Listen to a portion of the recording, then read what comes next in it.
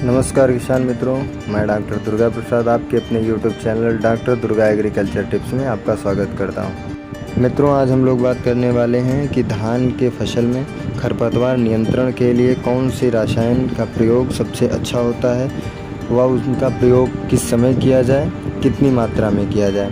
तो आइए बात करते हैं अपने टॉपिक पे।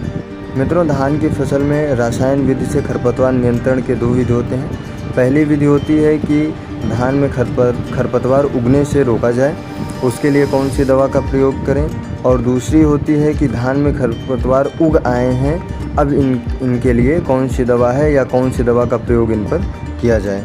तो पहले हम लोग बात कर लेते हैं पहली विधि की, धान में खरपतवार उगने से रोकने के लिए। जो मित्रों, हम धान की फसल में खरपतवार उगने से रोकने के लिए जिस रसायन का प्रयोग करते हैं उसका नाम है प्रोटिलाक्लोर। 30.7% ईसी में आता है। इसका प्रयोग 500 ml दवा प्रति एकड़ के लिए प्रयोग किया जाता है। मित्रों, इसके प्रयोग के लिए कई तरीके हैं, लेकिन सबसे आसान व सबसे कारगर तरीका यह है कि आप दवा को एक अलग बोतल में मिलाएं और बोतल में 2 से 3 छेद कर दें। ध्यान रखें, बोतल 200 ml का वो जो एक पेप्सी वाला आता है वो भी ले सकते हैं आप, कोई डिस्पोजल बोतल लें उसमें छेद ना हो। तो आप 2 से 3 छेद उसमें कर लें। आपने जो बोतल लिया है उसमें आधी दवा डाल दें और दवा डालने के बाद पूरी बोतल को पानी से भर दें। बोतल को पानी से भरने के बाद उसका ढक्कन बंद कर दें। हमने ढक्कन में पहले से ही 2 से 3 छेद कर लिया है।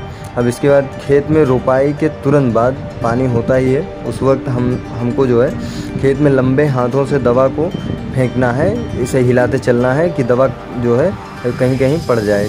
क्योंकि ये दवा गिरने के बाद 5 से 7 मीटर का एरिया अपने चारों तरफ खुद ही फैल के कवर कर लेता है, इसलिए इसको जो है एक तरफ से डालने की कोई आवश्यकता नहीं होती है। बस इसको इस हिसाब से डालें कि ये एक बूंद से दूसरे बूंद में जो है 5 से 7 मीटर का से ऊपर का रेंज ना हो, इसके ऊपर का रेंज ना हो। इसमें एक चीज़ और ख़ास है जो ध्यान रखने योग्य है, दवा डालने के बाद 72 घंटे तक खेत में पानी होना अनिवार्य है। यदि आपको लगता है कि आप खेत में 72 घंटे तक पानी को नहीं रोक पाएंगे तो इस दवा का प्रयोग आप ना करें, क्योंकि यदि 72 घंटे से पहले खेत से पानी सूख जाता है तो ये दवा काम नहीं करेगी या बहुत कम असर करेगी, तो उससे आपका फ़ायदा नहीं होगा। तो इस दवा का प्रयोग इस अवस्था में ना करें। फिर इस अवस्था में आप इसी तरह से बस उसकी रोपाई, धान की रोपाई करवा दें और उसे छोड़ दें। बाद में जो है दूसरी विधि का प्रयोग करेंगे हम लोग, खरपतवार उगने के बाद उसे नष्ट करेंगे। मित्रों, अब बात कर लेते हैं खरपतवार नियंत्रण की दूसरी विधि, जिसमें खरपतवार उगने के बाद उसका नियंत्रण किया जाता है। इसमें एक रसायन आता है विस्पायरिवैक सोडियम 10% SC। इस फार्मूला की कोई दवा आप ले सकते हैं। जैसे इसी फार्मूला का एक आता है नामनी गोल्ड, काफ़ी फेमस दवा है और इसका असर भी काफ़ी अच्छा होता है, तो आप इसको भी ले सकते हैं। यदि ये ना मिले तो आपको याद रखना है बस इस दवा का फार्मूला विस्पायरिवैक सोडियम 10% SC। अब बात करते हैं कि इस दवा का प्रयोग हमें कब करना है। इस दवा का प्रयोग हमें रोपाई के 20 से 25 दिन के बाद करना है, जब खरपतवार उग जाएं और खरपतवारों में लगभग 2 से 5 पत्ती हों, इससे अधिक ना हो। इसी अवस्था में इसका प्रयोग करें तो आसानी से ये जल जाते हैं। करते हैं इसकी डोज़ क्या रखनी है हमको।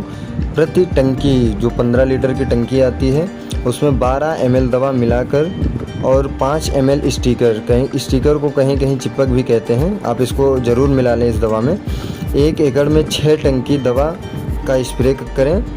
स्प्रे करते वक्त ध्यान दें कि खेत में नमी का होना अनिवार्य है। स्प्रे के 2 से 3 दिन में खेत की सिंचाई कर दें। मित्रों, धान में खरपतवार नियंत्रण की दवा के प्रयोग के बाद हमारे पौधों पर इसका दुष्प्रभाव हो जाता है। कोई भी किसी भी दवा का प्रयोग करें हम लोग, इसका कुछ ना कुछ दुष्प्रभाव हमारे पौधों पर हो जाता है। तो आज हम आप लोगों को एक तरीका बताएंगे, एक टिप्स बताएंगे इसके लिए कि आपके पौधों पर जो इसका दुष्प्रभाव हुआ है वो तत्काल दूर हो जाएगा और आपके पौधे अच्छी तरह से ग्रो करने लगेंगे और अच्छे उत्पादन देंगे।